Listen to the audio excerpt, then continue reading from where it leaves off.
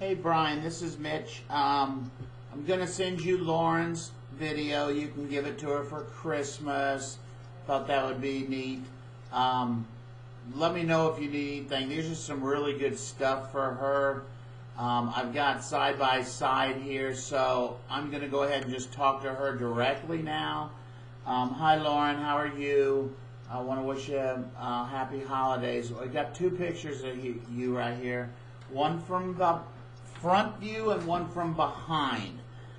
Some things we really need to concentrate on your setup. First thing is your grip. We talked about it. We've got to try to get those hands more as a team where you don't see that thumb in the left hand. And then the other big thing is your ball position. Your ball position should not be touching your big toe in your left foot. Your width of your stance for a 7-iron is pretty good there, but you need to really work on turning your left foot out, and the ball needs to be about 2 to 3 inches inside that left heel with your irons. And remember, you widen or narrow the right foot, which puts your spine in a correct position, whether you want to hit a descending blow, a level blow, or upward blow. So if you turn your left foot out there, that would be pretty good ball position for your driver. Now, as we start to go back, and I'll keep going back and forth, let's look at the left, and I think you change your grip a little bit here. But we're going to match up the positions from the behind view and the front view. Your posture looks really good. From behind, you can see how your back's nice and flat. Your arms are hanging fairly straight down, which you like. But I really like this great athletic position you're in right here. You have slight knee flex. Your back's flat, so your arms are hanging straight. So that's really, really good position right there. Now, as we start to take the club back,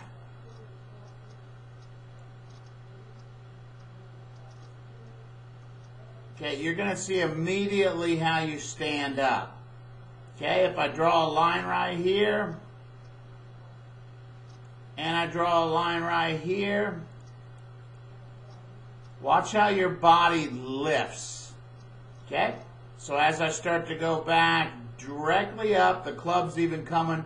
What I want you to pretend here, as you take this club back, pretend you have 2 wheels on the bottom of the club. Let's roll the club back for that first foot and foot and a half. You want to turn the left shoulder behind the ball, not lift. So if we look over here, you're going to see the same thing at that position.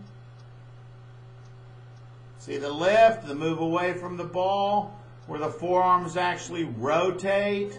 You can see how the right forearm becomes real low and the left forearm comes up. Okay, and that gets you in a bad position. You can see the club gets behind you. So we really need to learn to turn going back instead of lifting going back. So as you get to this position, you're lifting, the club gets behind you, you've over-rotated the forearms, and you really can see yourself go up there. You definitely see it over here too, how much away from the ball you're getting and how up you're going. Okay, your right knee should be staying flexed at this point. We want to roll the club back like you have 2 wheels on the bottom of that club. Now, as we get into this position, there's a match right there.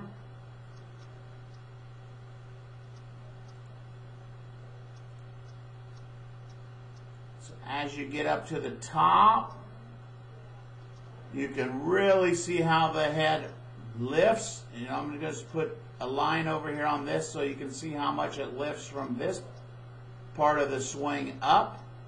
You still go up. So now at this position, you're no longer in that good position you started from with the tilt of your upper body. Your upper body is now straight up and down. Okay, so we really want to learn to turn. You also have the the club face at this position is completely closed. So what happens there is that doesn't allow you to release the club, because if you did release the club, especially with the ball position that far forward, your ball would go dead left every time. So if you turn going back instead of lifting going back, your hands will be in a better position. They'll be more here, but the club face, instead of in this position where you could set a Coke or something, it's flat. The toe of the club needs to be more at a 45-degree angle.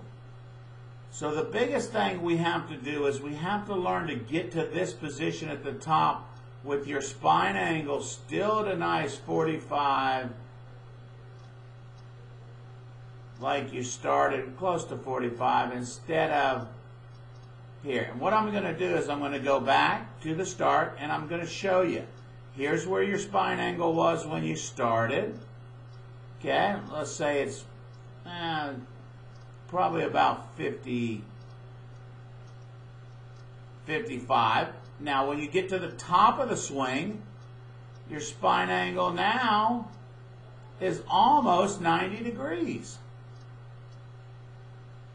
So we've really got to learn. You can take a driver and just practice getting in front of a mirror and put it on your shoulders and turn back and through, keeping that tilt instead of letting that spine angle change. Now, what happens as a result of this bad position we get in the top where the body's up, the blade's closed? Watch how you have to come back down now. Instead of being able to turn, and at this point the blade's square, but really not much lower body rotation, not much drive off this back foot, and you're definitely going to see we don't release the club very good. See how the left hand is still above? Because if you ever released it with the ball that far forward and without using these hips, the ball would go left every time. So we want to attack from inside. So you're doing that great. Notice how your hand, the club head stays inside your hands all the way to that position. Brian, your dad, can learn from that. That's really the way to attack from inside. You're doing fantastic there. You can see here's your hands. Here's the club head. So your club head is inside your hands. You're attacking the ball from inside or in this angle. Very good, but we just can't release. You can see how the legs and the lower body, at this point I should be able to see more of your left leg, more of your left cheek, and we should be driving off the inside of our right foot. The right foot should be turned in, okay, where the pressure's on the inside of that right foot and you're pushing off that inside of that right foot. You can still see how the pressure is on the outside of that right foot at that position. Now as we go further into the swing on both sides, that's where we want to be at impact with your lower body. So much better, but you can see how late you get there.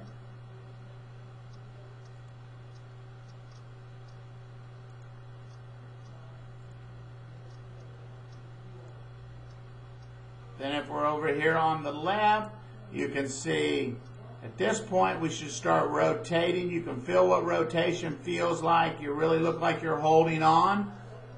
Do that split hand drill I gave your dad, and you'll really feel how the right forearm crosses over the left.